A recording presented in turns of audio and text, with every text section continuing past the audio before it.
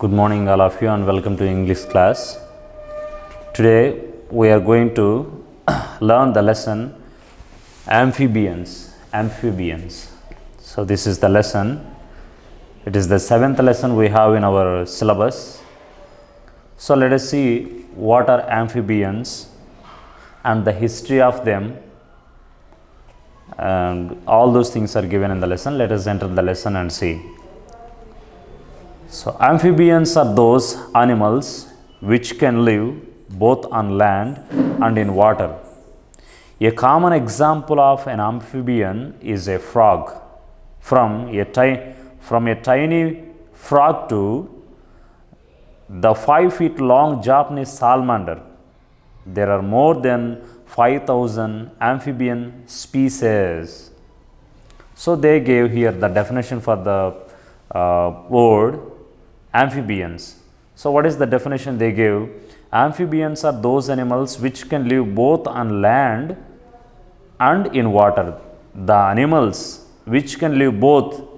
There are all the animals. If you see animals, they have got different habitats. They have got different living places. Some animals live on land, like in the forest or anywhere, or some animals particularly they live in water, like fish and other animals, crocodile and all.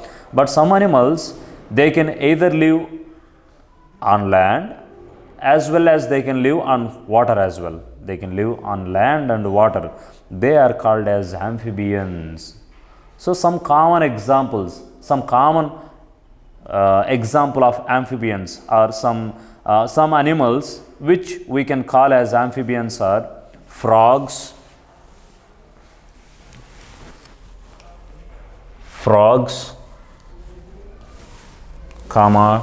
toads, salamanders,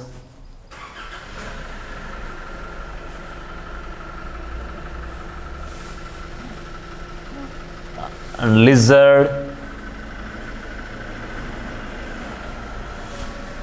Animals like these are called as amphibians, which means these animals, according to the definition they gave in the textbook, these animals, they can live on land as well as in water.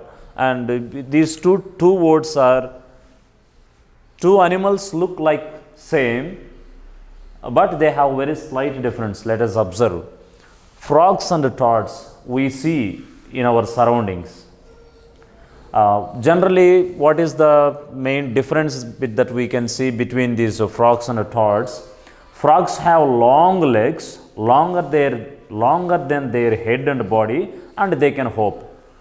Frogs will have long legs. The legs of these frogs are longer than their head and neck, and they can hop easily. Hop means they can jump easily. So they can be called as frogs. And toads have shorter legs, and they generally prefer to crawl instead of hopping.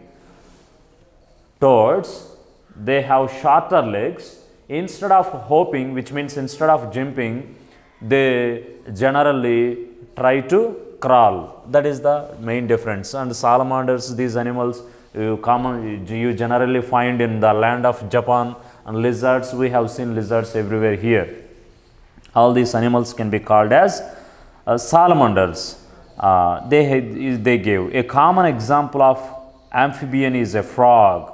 The common example of amphibian is a frog, and some more animals I have written. These are also examples of amphibians. From a tiny frog to 5 feet long Japanese salamander, there are more than 5,000 species of amphibians. Nearly there are 5,000 species. Species means types. Species means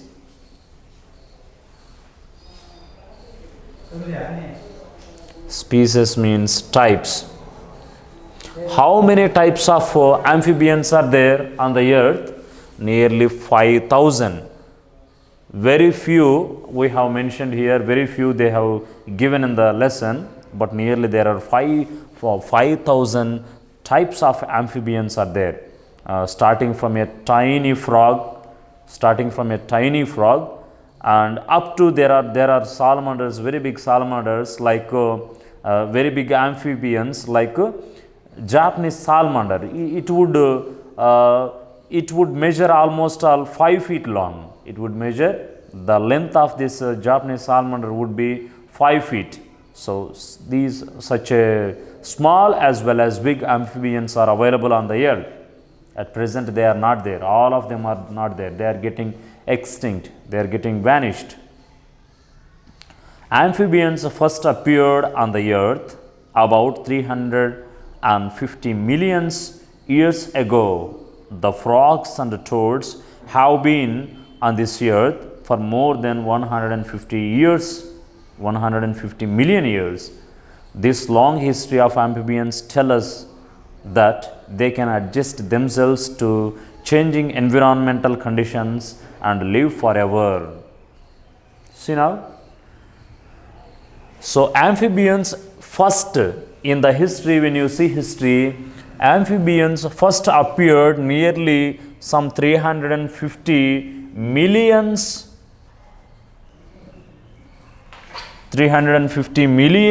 years ago. When did amphibians first appeared on this earth? Nearly some 350 million years ago they appeared. See, which means they are far more, they were born, or they were there, existed on this earth nearly before the human beings were born. And frogs and toads have been on this earth for more than 150 million years. And among the amphibians, frogs and toads, they have been on the earth for more than 150 million years.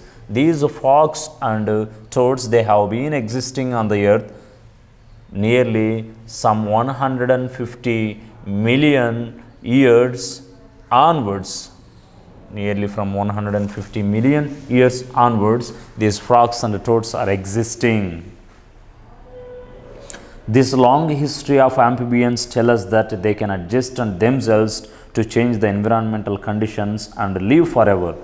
And what thing we have to understand from the life of these amphibians, which have been living from nearly some 50 million years onwards? What can we understand is, if you compare the present days, and the seasons in the present time with the seasons that were occurring nearly some 30-50 years ago, there were so many changes in terms of temperature. The temperature some 50-60 years ago, not the same that we have at present.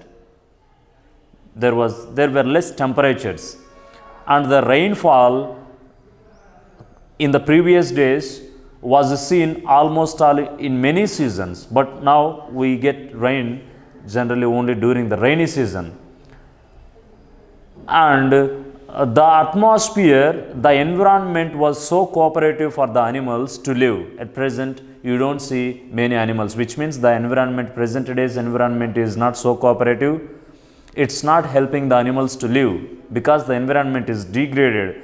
It all tells us that in the present days there are less animals because there are so many changes when you compare the past days with the present days in terms of environment, in terms of pollution, in terms of availability of food and all those things. Therefore, if you think of this amphibians' life, they have been existing since 350 million years.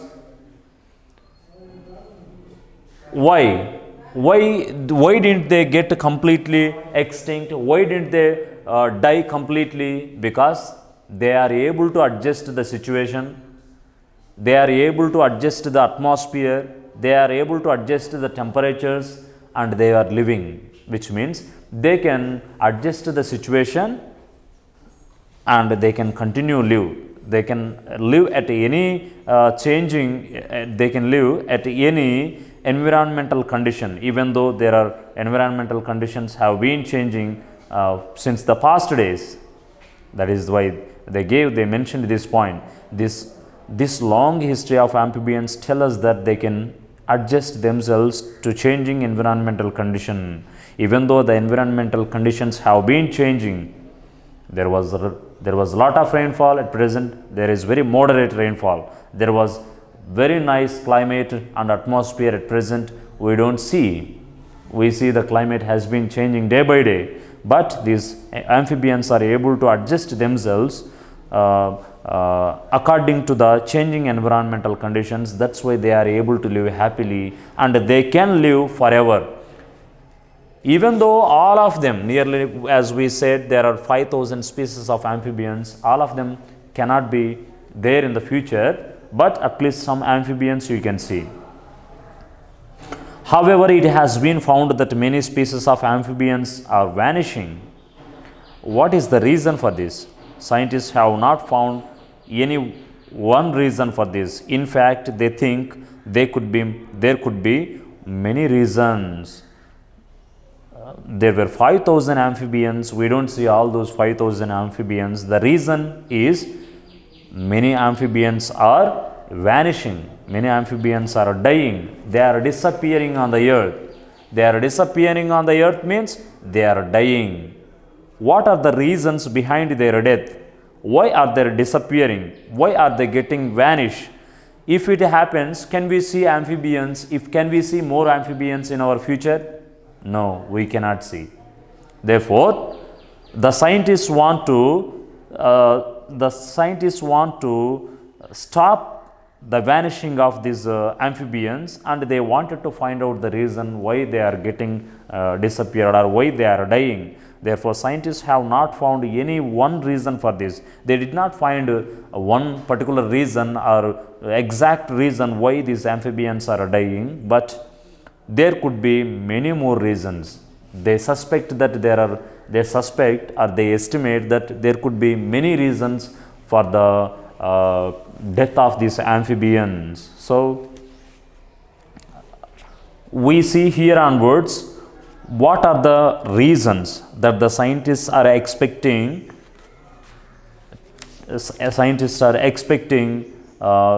That amphibians are dying, and major reasons are droughts. Droughts means when there is a prolonged time, if there is no rainfall, due to the lack of water, some animals die and human beings struggle. That is what we call drought. And they also say that because of the pollution, so many amphibians are dying.